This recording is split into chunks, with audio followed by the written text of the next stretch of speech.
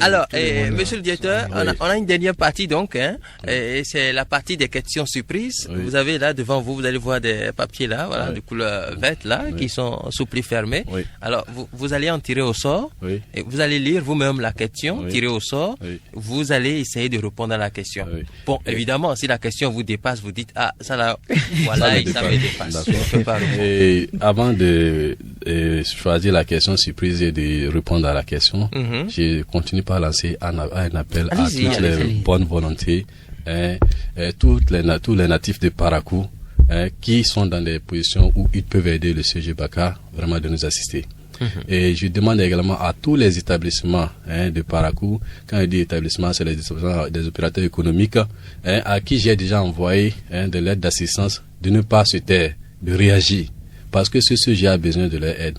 Et tout ce qu'ils feront à l'endroit de ce sujet, ça sera toujours gravé.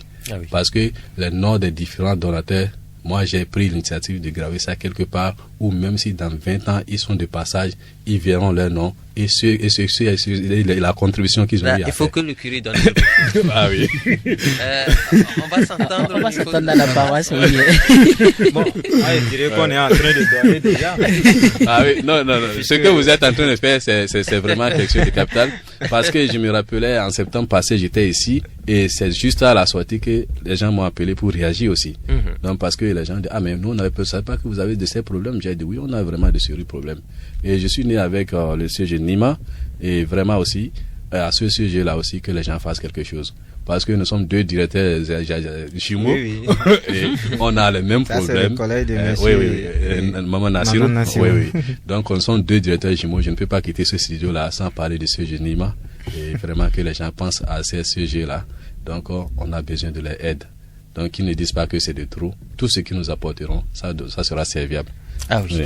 Vous avez besoin de documents support, vous avez besoin d'instruments. Oui, j'ai besoin même de matériel de sport. J'ai besoin beaucoup de choses pour faire tourner une école. Des tonnes de ciment, des barres de fer, tout ce qu'il faut pour construire, feuilles de tôle, tout ça là. Donc vraiment qu'il m'assiste. Et même si les gens ont des boîtes de craie à vous... Ah, même les boîtes de craie, j'en ai besoin. Voilà. Ça sera là. Oui. Donc j'ai déjà tiré la première question. La première question. Et ici, ce qui est demandé... Et la question dit quoi déjà? On dit, êtes-vous pour ou contre un mandat unique pour le président de la République? Ah oui, dis donc. Oui. Première question. Oui, ça c'est la première question. Et ici, et à ce niveau-là, si je dois donner ma réponse, je dis, je suis contre. Oui, pourquoi? Parce que l'homme, c'est quand il espère qu'il fait bien. Mais quand il n'espère pas, il y a un problème qui se pose à lui. Je donne tout cela dans les pays où il y a toujours 2 mandats. Vous comparez, même si la personne doit briguer 2 mandats, à la première mandature, il travaille plus qu'à la deuxième mandature. Et le problème de 2 mandats également, je dis, il y a des grandes puissances. Il faut qu'on triche avec ces gens-là. Ils sont à 2 mandats aussi. Donc, s'ils sont à 2 mandats, c'est que, puisque nous sommes une jeune démocratie, si on ne s'inspire pas de ces gens, on risque de faire certaines choses qui, plus tard, on va encore parler de révision de la Constitution et revenir là-dessus. Donc, je pense qu'il y a des grandes démocraties qui sont en train d'expérimenter la démocratie. Il faut qu'on s'inspire d'eux. Moi, c'est mon point de vue personnel par rapport à la situation. Donc, vous êtes contre? Je suis contre. Donc, 2 mandats. Oui, je suis contre. Le deuxième peut être mauvais, mais 2 mandats. 2 mandats. Voilà. Oui. Allez, on va passer donc au second tirage. Et puis, vous m'avez convaincu, parce que c'est vrai. Et lorsque vous savez que vous n'avez plus rien à perdre là, vous faites mal vraiment. Mais lorsque vous savez qu'il y a de l'espoir, vous faites bien. Ah oui. Oui. Et ici, c'est la deuxième question de que pensez-vous du mouvement parents-enfants? Ah oui. Bon, là, c'est un problème de français qui se pose. Et si on n'arrive pas à comprendre qu'il y en a qui pensent que quand on dit vous, c'est qu'on respecte. Or, quand le français te dit vous, c'est pour mettre un peu une barrière entre toi. Voilà, c'est tu es un étranger. Justement, est-ce qu'il doit avoir cette barrière entre les parents? Normalement, il ne doit pas avoir cette barrière entre parents. C'est-à-dire l'éducation aujourd'hui, ils sentent que on fait tout à l'envers. Qu'est-ce qui se passe? Vous voyez, les enfants aujourd'hui, ils disent tu as un grand dehors et ils disent vous à les parents à la maison. Comme s'ils ne les connaissaient pas. Comme s'ils ne les connaissaient pas. Parce que à ce niveau-là, il faut que les gens soient informés pour savoir que entre enfants et parents, il ne doit pas avoir de barrière. Parce que déjà très tôt, apprenez à vos enfants à vous dire tout ce qu'ils pensent. Vous êtes la seule personne au moins à qui l'enfant est appelé à dire ce qu'il pense. C'est aux parents de le faire. Il faut comprendre. Bon, c'est peut-être le niveau qu'on a pour avoir des enfants, ou bien l'image qu'on se fait de l'enfant, c'est ça qui diffère d'un milieu à un autre. Donc vous préconisez que les enfants puissent tutoyer leurs parents. Ça là, que l'enfant puisse dire tu à son papa. Ah oui. Oui, moi je vais ajouter quelque chose en disant oui, je suis parfaitement d'accord avec lui, parce que oui, entre nous humains ici on se vous voit, mais quand on prie Dieu on dit tu. On dit tu. Alors, ah bon? Oui. Quand vous priez Dieu, vous dites. C'est comme ça. On tutoie Dieu. Apparemment, le tu sonne bien même. Oui. Mais quand on se tutoie, même je crois, quand on se tutoie, il y a plus de complicité. Oui. Il y a plus de relations. Oui. Donc, quand on dit vous à quelqu'un, c'est que et même quand vous avez une relation avec une personne et ça vient à un niveau et il continue pas à dire vous dire non, tu peux me tutoyer. Vous voyez? Donc c'est pour dire que il n'y a plus de barrière. Comme l'a dit le directeur, que les parents qui nous écoutent actuellement puissent commencer déjà par apprendre aux enfants. Ah oui. Le tu là, c'est pas un tu. Oui, c'est un tu très poli. Oui. Ce n'est pas selon l'âge. Oui. En fait, dans le tu quand même, il y a le respect. Il y a le respect. Il y a la soumission totale. Il y a la soumission totale. Et dans les feuilletons, on voit cela. Ça se passe de façon normale. Bon, encore que les feuilletons, il y en a qui vous diront que c'est pas l'exemple à suivre. Non, vraiment. C'est une partie de l'exemple que je prends. Ok, on continue. Oui. Donc, le directeur de Baka préconise quand même un tutoiement parent-enfant. Ça permet quand même que les échanges soient fluides dans la famille. Ma troisième question, c'est, on dit, à votre avis, que faire pour rendre l'administration publique plus dynamique? Oui. C'est une partie des solutions à apporter. Oui. Et au niveau de l'administration publique, je dis, ce qui se pose comme problème majeur que moi je vois, c'est le problème de formation et de recyclage. Et deuxième solution qu'il faut amener au niveau de l'administration, amener l'homme qu'il faut à la place qu'il faut. Mais ce que le problème qui est à ce niveau que beaucoup ne peuvent pas concevoir, c'est-à-dire il faut être à un poste de responsabilité pour savoir que ce n'est pas facile de trouver l'homme qu'il faut à la place qu'il faut. Vous savez bien de quoi vous parlez. Oui. C'est que à certaines situations données, vous cherchez l'homme qu'il faut, vous ne trouvez pas. Vous êtes obligé de vous contenter de ce qui ne parle pas. Tous ceux-là qui sont à des postes de direction, de gestion aujourd'hui de l'administration seront d'accord avec moi par rapport à ce fait. Et maintenant, des fois, ce que vous trouvez l'homme qu'il faut, et c'est un éthylique. C'est-à-dire, il est déjà abattu par l'alcool. Ou bien, il ne contrôle pas le bas. Vous voyez, donc, il y a des situations... Mais il est l'homme qu'il faut. Il est l'homme qu'il faut. Mais voici le problème qui est créé à côté. Vous voyez, donc, c'est-à-dire, il faut être quand même à une situation de direction pour comprendre ce que je suis en train de dire. Ce n'est pas facile. C'est pourquoi, très tôt, quand j'écoutais le président Talon à la prise des services, quand il donnait des choses, j'ai dit, vraiment, voici un président qui peut faire beaucoup de choses. Mais, à l'heure actuelle, vraiment, le président doit quand même, si je dois quand même m'approcher de lui, doit lui dire, monsieur le directeur, j'ai une autre expérience que je n'avais pas. Ce n'est pas facile. Donc, la gestion des hommes, vraiment, ce n'est pas facile. C'est difficile. C'est très, très, très difficile. Et vraiment, on va toujours prier Dieu pour qu'il nous aide, pour que au moins à tout moment qu'on puisse avoir le résultat.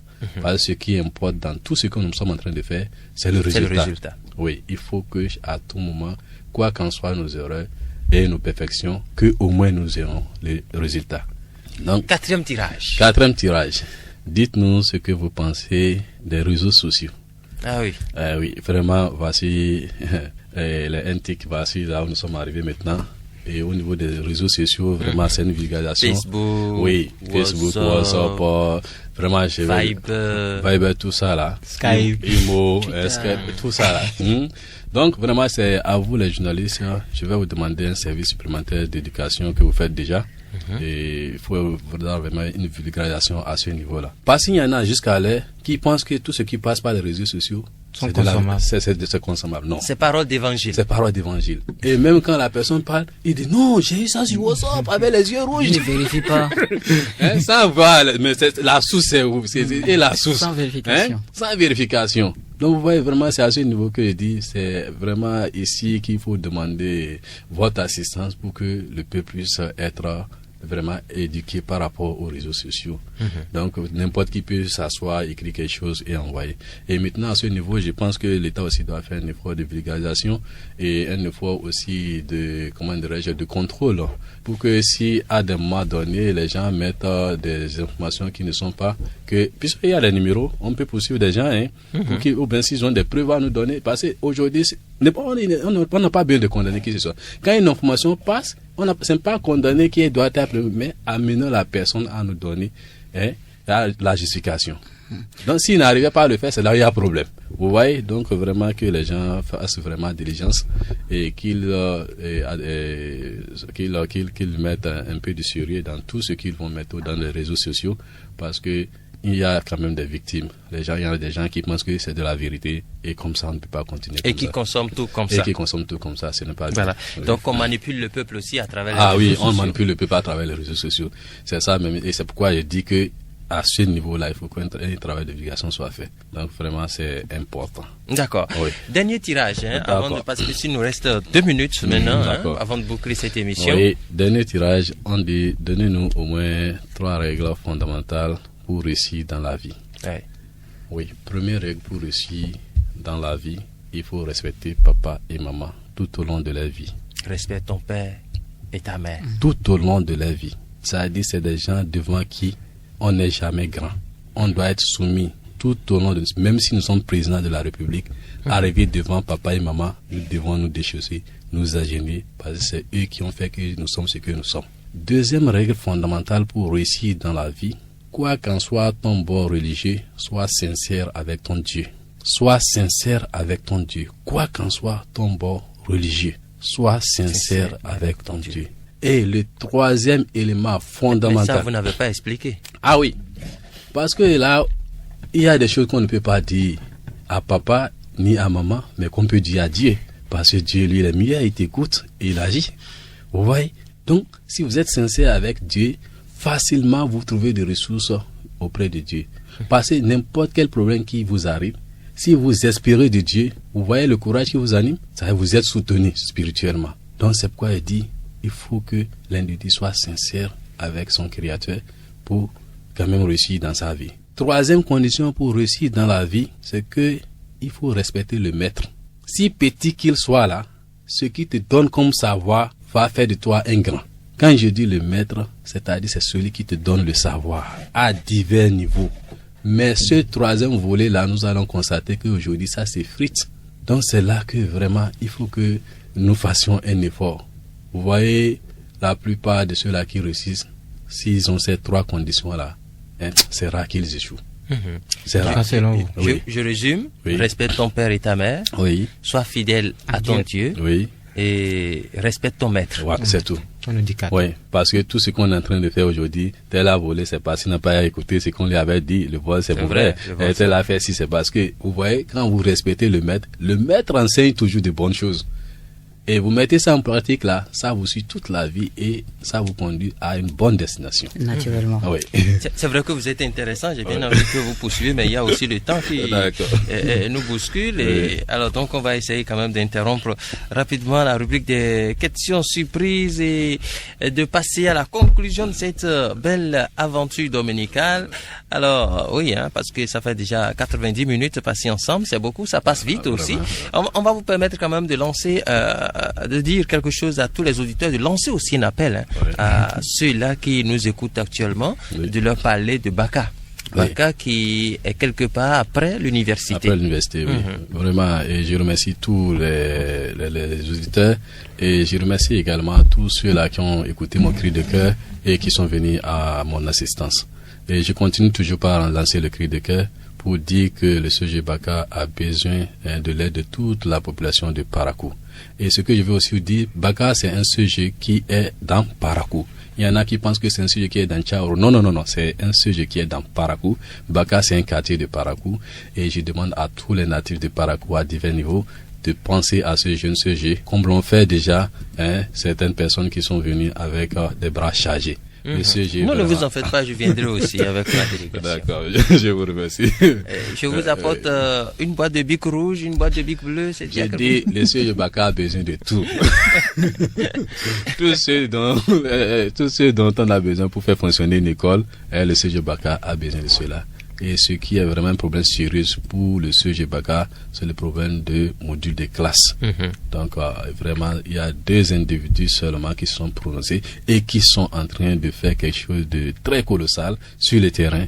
Et je demande à toute la population de faire un grand effort, tous les opérateurs économiques, de penser à ce jeune CG, et vraiment l'avenir leur donnera raison. Merci beaucoup. Oui, je vous remercie. Merci à vous. Oui, Chabia Youba, nous sommes au terme quand même de cette émission. Un petit mot pour conclure. Oui, vraiment, ça passe très vite. Nous n'allons pas quitter ici sans saluer nos fidèles auditeurs, ceux-là qui ne ménagent aucun effort de nous suivre chaque dimanche. Je vais penser spécialement qui n'ont pas pu nous appeler. Bon, ça aujourd'hui qui est comme ça, c'est exceptionnel. On va faire ça comme ça. On va se rattraper plus tard. Ce qui est si on aura le temps encore d'avoir le directeur de Baka. Non, je suis disponible à n'importe quel moment. Faites-moi sincèrement, je serai là. Donc, bien des choses à toute la population de Banikane et de Madina, comme je l'ai dit. Je salue aussi ma maman, tout le monde. Je ne vais pas quitter ici sans saluer les acteurs de World Education, du directeur jusqu'au planton, spécialement à monsieur Ogushina. Il faut qu'on leur dise qu'ils pensent au CG Baka. Ah oui, justement, c'est pourquoi on les prononce. Donc, je salue tout le monde, ceux-là qui me connaissent et ceux-là qui ne me connaissent pas. Chabia arrive en tout cas. En priant Dieu qu'un jour ils te connaîtront. Oui. Jean-Paul Petit. Chaque enfant qu'on enseigne est un homme qu'on gagne. Moi, je suis très heureux de rencontrer monsieur Moussa Soumaïla, le directeur de CG Baka, qui, j'ai noté dans ses propos, est un très bon directeur qui choisit très bien ses professeurs, et vivement que son cri de cœur soit bien entendu par toute la population de Parakou, et surtout par les auditeurs et auditrices de la paroisse du curé. Et oui, il sera entendu, je l'espère, que Dieu l'assiste et l'accompagne. Allez, mesdames, messieurs, l'aventure s'achève ici, donc on se retrouve dimanche prochain avec le même plaisir. Et puis d'ici, quand même, à ce dimanche-là, passez de très bons moments, et surtout, n'oubliez pas, pensez au CG Baka. Dieu vous en revaudra. Allez, bye bye. Bonne journée. Un programme exceptionnel pour votre matinée dominicale, c'est sur AZK FM. Est-ce qu'on peut dire qu'une fille de 19 ans qui et on dit elle est partie rejoindre son mari. Ah, vous avez... jamais. Quel appel, monsieur? Oui. Si tu as marié d'abord de la fille, si ce n'est pas ça, c'est qu'elle ne t'aime pas. Ok, d'accord. Mais moi, en tant que bon, comme je l'ai dit, la femme qui tue, cela veut dire que ce n'est pas encore ma femme, parce qu'elle avait déjà trop d'amants, donc par conséquent, elle fuit pour aller se refuser quelque part, et l'intéressé est en train de sucer d'abord. Ce qui est dans le sang de l'homme, c'est difficile de supprimer ça. Le papa maintenant ne veut pas que sa fille se patrouille. La fille et l'autre, elle avait porté disparu. Ce qui veut dire, elle ne veut pas rester chez l'homme. Elle veut se patrouiller. Mon fille qui se promena aujourd'hui là, ça sortit pas nous les parents. Ne touche pas mon enfant. C'est les conséquences ça. Oui. Quand tu dis que ton enfant ne plaît pas l'eau va se passer, après c'est le sang qui sort. La seule conseil que moi, forcément, j'ai à donner, tout le monde n'a qu'à bien garder leur enfant. Pourquoi j'étais en train de dire ça? Mais quand tu entends un père dire c'est l'enfant de mon frère ça, il faut savoir que c'est pas bon. Mais quand c'est bon là, tu vas entendre c'est mon enfant ça. Même en proposant mariage, c'est son collègue là. L'enfant ne veut pas rester. Là où il va aller préparer la pâte à manger. Voilà qu'ils n'ont pas l'habitude à manger la pâte. C'est pour manger les... Plutôt poulet.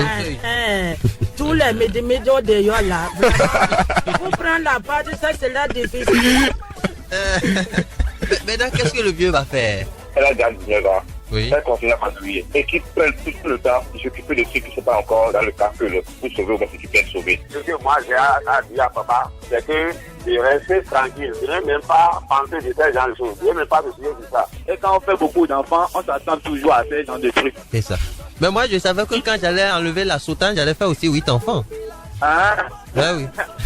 Vous avez même plus de 4 récalcitrants dedans.